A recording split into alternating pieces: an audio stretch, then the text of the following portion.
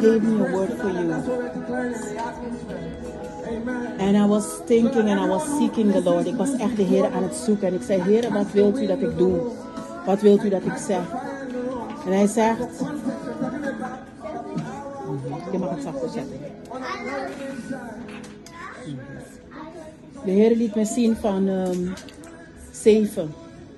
Het wordt meer dan 700 keer in de Bijbel gebruikt. En hij liet mij zien, 7 staat voor voltooiing. He showed me, Davida is een meisje. Davida. But he also showed me that Davida, the way it was, dus de ministry in die 7 jaar, dat stukje is voltooid van dat meisje. En hij liet mij ook het nummer 8 zien. En hij zei, dat is een nieuw begin. Hij zei, na dit jaar zal die Davida die dat meisje was, zal een volwassen vrouw zijn. Hij zal jouw bediening brengen op die plek van dat volwassen persoon. Hij zegt, je zal opnieuw beginnen, dit stuk afsluiten en dan opnieuw ergens instappen. Hij zei, je zal naar diepere wateren gaan, omdat Davida kan zwemmen. Ze zal niet verdrinken, want ze heeft het eerste proces in haar leven voltooid. Dus je moet verder.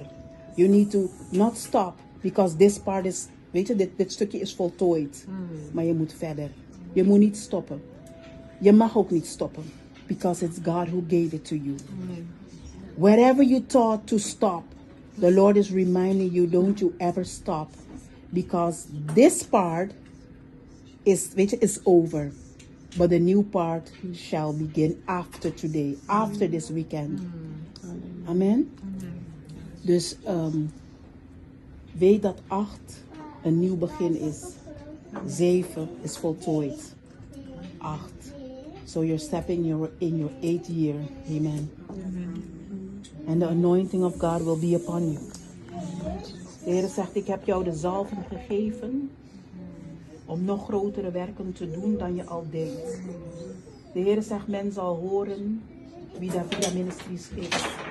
Ze zullen weten dat ik Davida Ministries draag.